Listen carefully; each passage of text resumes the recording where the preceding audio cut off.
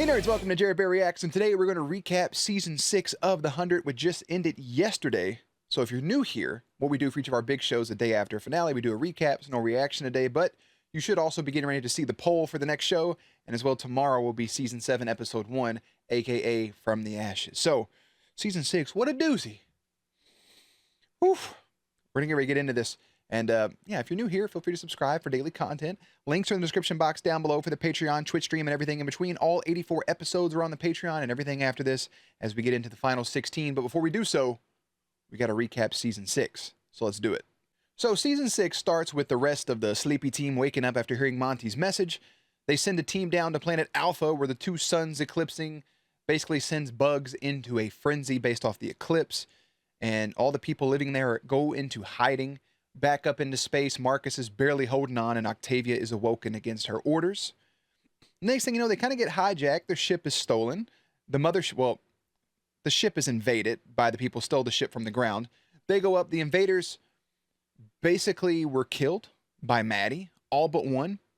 All while the red sun beats out on our friends who were there in the first place on this abandoned planet, causing them to basically go insane, leading to them all turning on one another until Bellamy basically drowns Murphy, and Clark hits him with some sleep gas, later found by people, coming back to the planet, waking up from all this stuff. We meet Russell, a.k.a. Papa Argent from Teen Wolf, a.k.a. J.R. Bourne.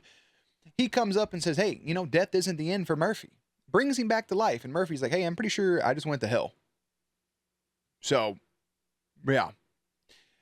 Clark has black blood, right? She's a night blood. This ends up getting exposed, and Russell now wants to use this, kind of keeping it under wraps, but later ends up using that against Clark to resurrect his daughter Josephine. In the first episode, or second episode, whatever it was with the Red Sun, we see a man slice his daughter's throat named Josephine, who was in love with a man named Gabriel. Well, lo and behold, these people have a chip in the back of their neck, much like Allie, but almost a little bit different. So Aegis 3 went up. They had this technology before the apocalypse happened. They were made night blood so they can go, radiation, yada yada. The chip that we know just enhances people. They get all the information from all the other commanders, blah, blah, blah. This chip in the back of their neck is the person's mind drive. Their memories and everything is downloaded to this, and it gets uploaded into a new body, essentially killing the host. And what do they do? In like the third or fourth episode, they kill Clark and resurrect Josephine. So, Josephine ends up revealing herself to Murphy. There's kind of some tidbits here and there people should have picked up on, but they didn't. I guess bigger shit was happening. She reveals herself to Murphy and says, hey, man, I need you, and I'm going to offer you immortality. And, of course, Murphy's like, well, I saw myself going to hell, so I'm going to take it.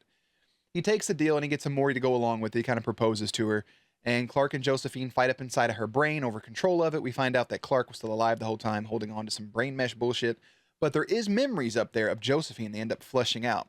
They're fighting for this body.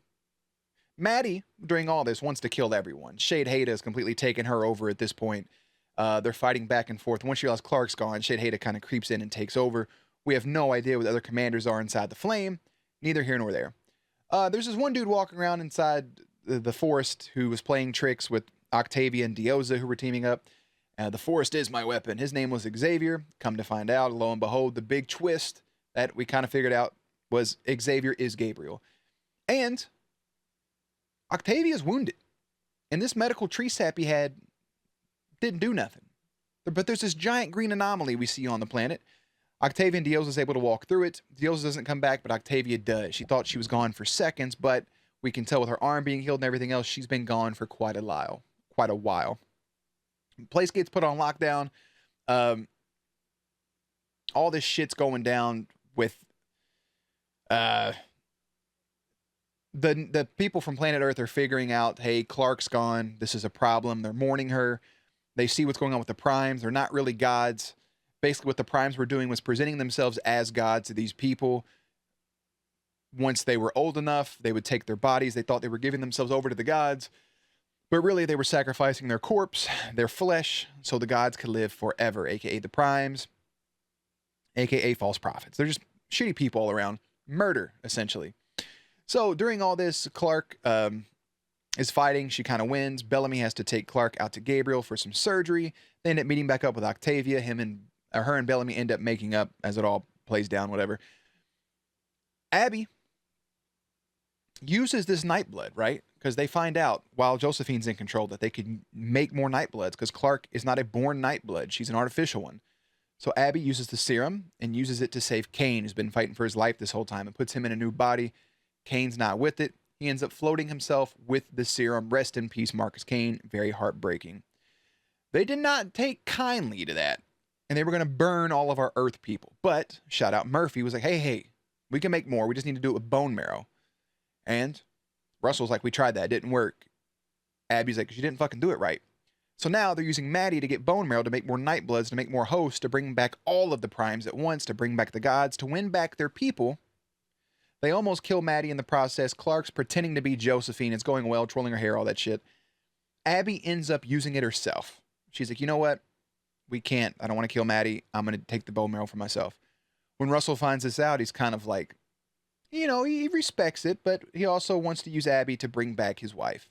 So while Abby makes up with Raven, she makes up. We didn't really have a problem with Jackson, but she gives Jackson some closure. She realizes that Clark is still alive and pretending to be Josephine. So she gets all of her closure, and just then, lo and behold, come to find out, Russell is using her to bring back Simone, who was stabbed in the throat earlier in the season. So Simone's back. Abby's dead. She's gone. No brain mesh. Whew. They return to space.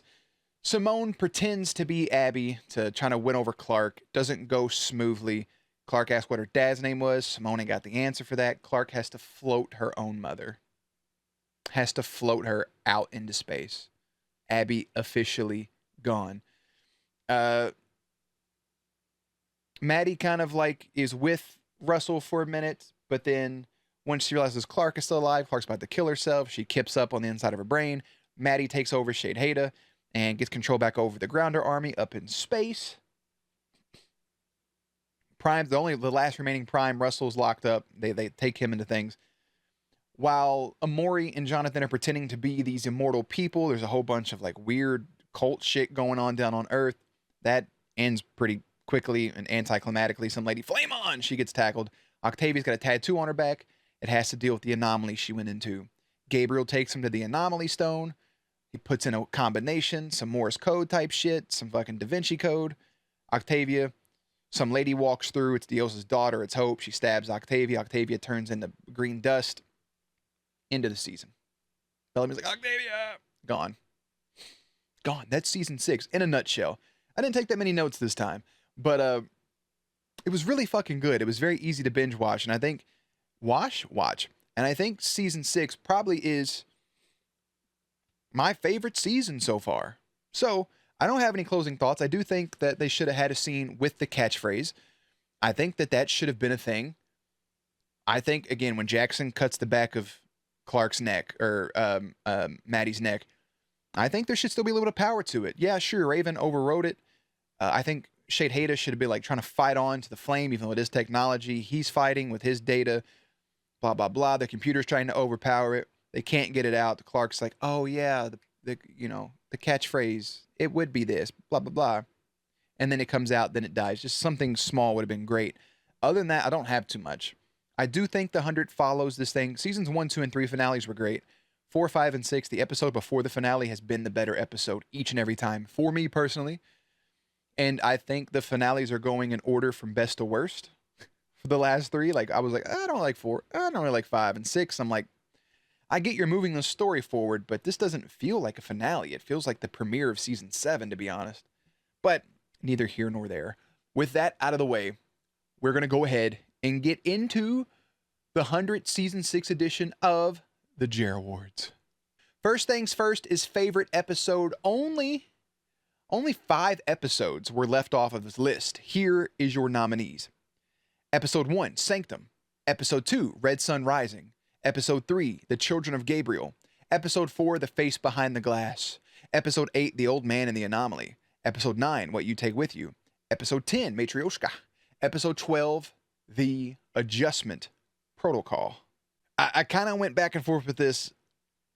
Take What You Take With You. You know, the episode that Kane dies is fantastic. I think Sanctum, the season premiere, is fantastic. I think Children of Gabriel is fantastic. All these I have listed are fantastic, especially season 4 when you realize what's going on. But I think Season 6, Episode 2, Red Sun Rising is my favorite episode of the entire season. We see the eclipse take full effect. We get the people from that first landed here with the Legis. We see how that plays out. We see everything going on. I don't know if that was in the episode or not. We see everything going on with Red Sun Rising. And it was just really, really good. And it had full of mystery. We see the children waking up at the end. Season 3, the introduction of Russ was also really good. But I just think for some reason, Season 2 had me so filled with like, wow, where are we? What are we doing? Why is the eclipse doing this? What's up with the toxins? What else can happen on this planet? What's the threat we're facing? Blah, blah, blah. I think that has to be my favorite episode for all of Season 6. Favorite scene. We have a bunch of nominees. Here we go. From Season 6, Episode 1, we have Murphy rocking out. From 6-3, Russell healing / reviving Murphy. From 6-3, Jordan spitting game. From 6-4, Raven getting to work on the bike. From 6-5, the temporal flare. From 6-7, seeing Monty. 6-8, Amori telling Murphy she'll love him forever. 6-9, Pike lecturing Octavia. From 6-10, Bellamy saving Clark, Gabe, and Octavia. From 6-10, Clark killing Josephine in her head. From 6-11, Echo / Ash's flashback story. From episode 12, Abby seeing Clark is alive. From episode 12, Murphy realizing Clark is alive. Now, I have 2 winners for this. And I'll tell you both. Seeing Monty was really good. Amori telling Murphy she'll love him forever was also just really good. But Pike lecturing Octavia in her brain was so good. That dude's just on another level, acting wise, compared to everybody else. That was great. But as that was my clear cut winner up until episode 12.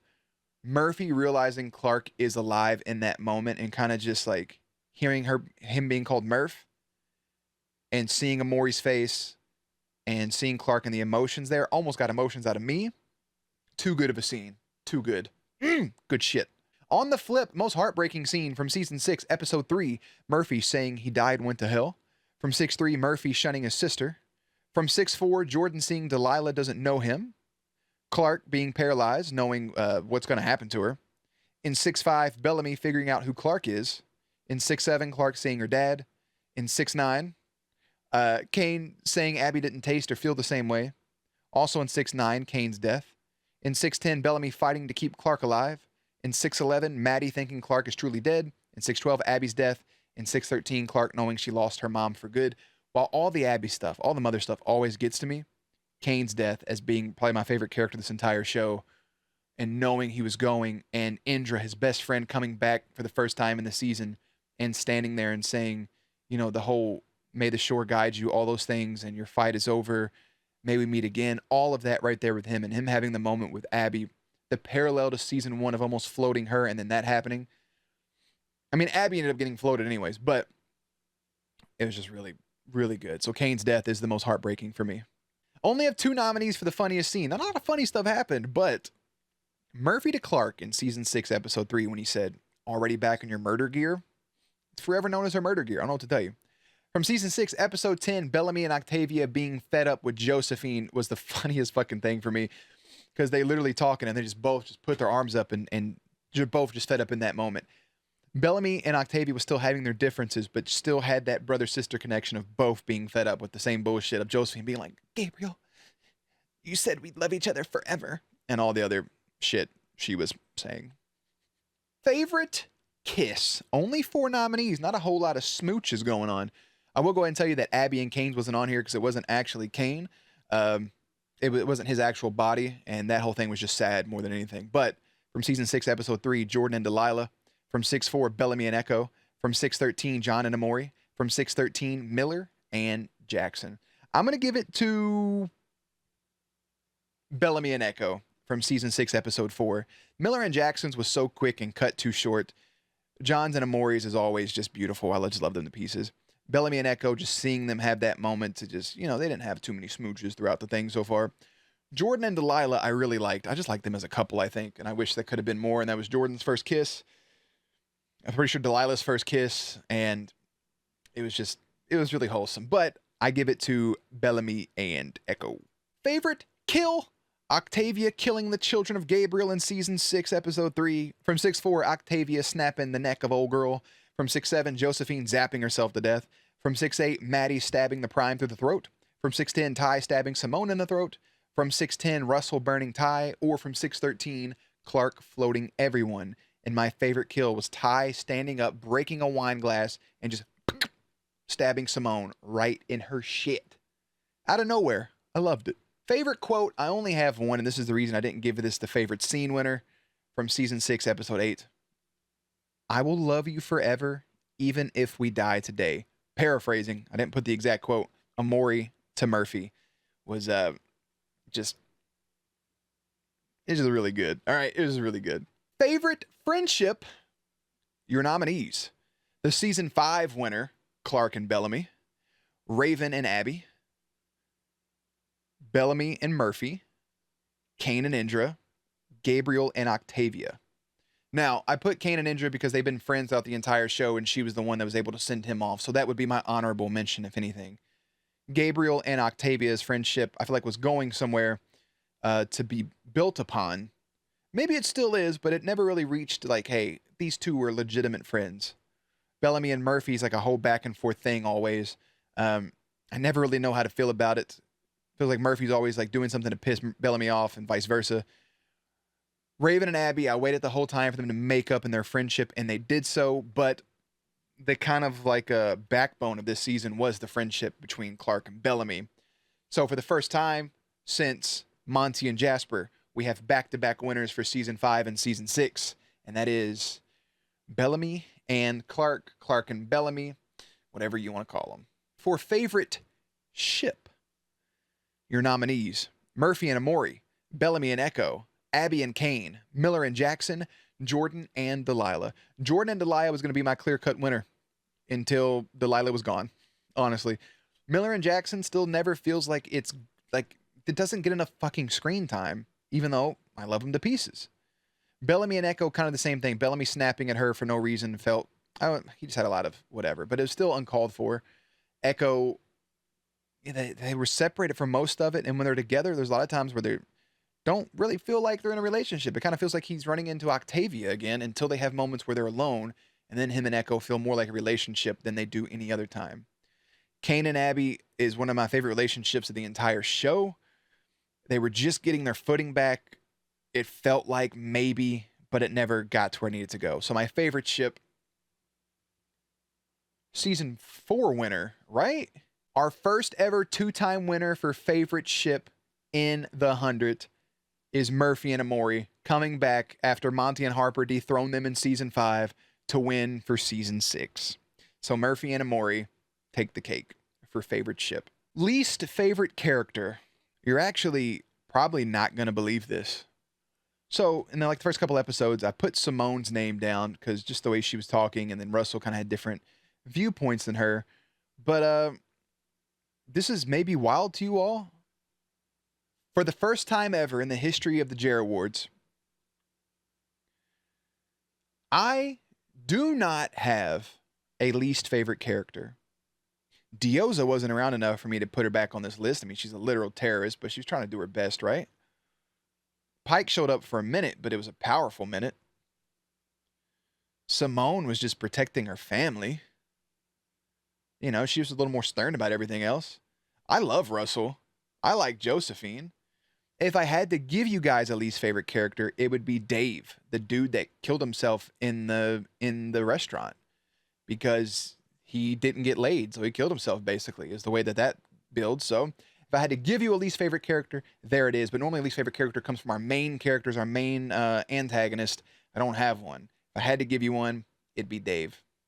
Favorite character for season 6 of The 100. Your nominees: Marcus Kane, Jonathan Murphy, Jordan Green, Russell Prime, a.k.a. Chris Argent, Josephine Prime, or Bellamy Blake. I really thought Jordan was going to, take this season over as a new character. I really thought that's what was going to happen, and he didn't. He ended up getting stabbed. He wasn't on screen that much. I really, really loved Russell for the first half of this season, and he shows his true colors. He tried to stay with to stick with his morals, but You know, chose his family. I respect it. Still dark, twisted, and fucked up. So it's not Chris Argent. So a lot of people hate Josephine. I love Josephine's character. Josephine was my favorite character up until her last, like right before her last episode. I thought clear cut that was going to be my favorite character. Marcus Kane is always put on this list because he's probably my favorite character of the whole show. But he made his decisions. He was only in it a little bit, so I can't put him. My runner-up would be Bellamy. I feel like Bellamy was actually kind of earned his redemption a little bit. He still murdered people in their sleep, 300 people, but, you know, can't hold it over me forever, I guess. I mean, I can, but whatever. Regardless, my favorite character for season 6 of the 100 is also my most underrated character, which is Jonathan Murphy. It's Murph. He's my favorite character throughout the whole season. He was going back and forth. He was the one that saved the group multiple times. This is why he's underrated. He saved the group from the Reds during the Red Sun. He saved the group before they were burned, and he saved his people by staying behind and not going back up to space 3 times, maybe more if I'm mistaken. But also, he's a survivor, and he showed the links of his survival. And he never, you know, deep down, he cares about Clark, and we saw that in the moment where he's like, all she ever wanted to do is help. And he cared about his friends, but he wanted to survive, and him going to hell really scared the shit out of him. So, Murphy, my favorite character for season 6, and also my most underrated character. Also, fun fact about this, is so far, through 6 seasons, even with runner-ups and like honorable mentions and whatever, we have yet to have the same person listed as a favorite character throughout any of the 6 seasons. You want a quick run through? Season 1, Raven and Lincoln. Season 2, Bellamy and Jasper. Season 3, Kane. Season 4, Octavia. Season 5, Monty and Indra. And now Season 6, Bellamy was a runner-up there, but he's not making this final list for the final show. It's Murphy. It's Murphy. Isn't that wild? Anyways, what about the season name / finale name for Season 6? I ended up naming Season 6 Bad Moon Rising. Basically, like Creedence Clearwater Revival. There's a bad moon on the right. Bad Moon Rising. I think it's a perfect name for this because we're on a moon. It's a bad moon. These people have false godhoods, etc. The season 6 finale, because of the item that they found, the anomaly stone, sorcerer stone. I didn't really think of nothing else to call it. I mean, I don't know what else to call season 6. Nothing's really happening. It's just they went into the anomaly. I could have named it the anomaly, but whatever. So season 6, Bad Moon Rising is the title of it. It's grounded on a new planet. And then the finale is just the killing of the primes. There's one prime left, and it's Russell Prime. I don't know if there's any others left. I don't think so. But with that out of the way, we're going to move into our in memoriam for season 6 of the 100. First things first, I mentioned this in the episode 1 of season 6. When season 5 ended, I was in such a bad headspace, truly, that I'd already put down my notes, and I guess I was in denial. I didn't want to put down the names. Before we do anything from season 5, Harper and Monty Green, I just want to give a special rest in peace because I did not mention the season 5 wrap-up, but they will be in this, and they will be in the full show wrap-up. All love to those two. Now, for season 6, are you ready? In loving memory of Shaw, the bugs who got zapped, 3 of the 4 invaders, will end up being all 4, but still, the children of Gabriel, Octavia killed, Person Dioza shot in the back of the head, more children of Gabriel killed by Dioza. I put more children killed by Dioza. I knew what I meant. Rose, Delilah, Kaylee, Tree Man, Tree Baby, Josephine's old lady body, Isaac, Dave, the Primes killed by Maddie, Miranda Prime, Gavin, children of Gabriel Clark killed, children of Gabriel gunned down, Marcus Kane, Josephine Prime, Simone Prime, the guards Bellamy killed, Ty, Riker Prime, Dude Bellamy curb stomped, Abby Griffin, the Grounders killed when Maddie ordered an attack, Human Torch Lady, all the people that killed each other during the toxin, Jade and her guard when floated, and Simone Prime. So for our main characters, yes, the Primes are included in this, but I'm going to give a special shout out to the following people: Shaw, Abby Griffin, and of course Marcus Kane. Hopefully somewhere Abby and Marcus have met again, and nothing but love to those 2 characters. That is our official ending for season 6 of the 100. That's our in memoriam. Rest in peace to all those characters. I hope you guys enjoyed season 6 as much as I did. If you want to know season rankings, it's probably my favorite thing, but you won't know until the full show wrap up. During the full show wrap up after season 7, of course, we'll rank all the seasons. We'll also rank all the characters in a tier list like we did for the Vampire Diaries, the originals, and Teen Wolf, and then the 100. And then again, either today, tomorrow, or the next day, someday here soon, within the next few days, the poll for the next show will be up. And tomorrow, regardless, I don't think this will be on a Saturday. If it is a Sunday, you'll get it Monday. But the next reaction video should be Season 7, Episode 1 of the 100, entitled From the Ashes. And on that note, you guys let me know your own JerAwards, your own rankings, what you have going on. And I'm going to go ahead and head out, and I will see you guys for the last 16 episodes. All 84 episodes currently are on Patreon, which is in the links down below. Playlists are up on screen. As always, stay cute, stay hydrated, and I will catch you on the next one.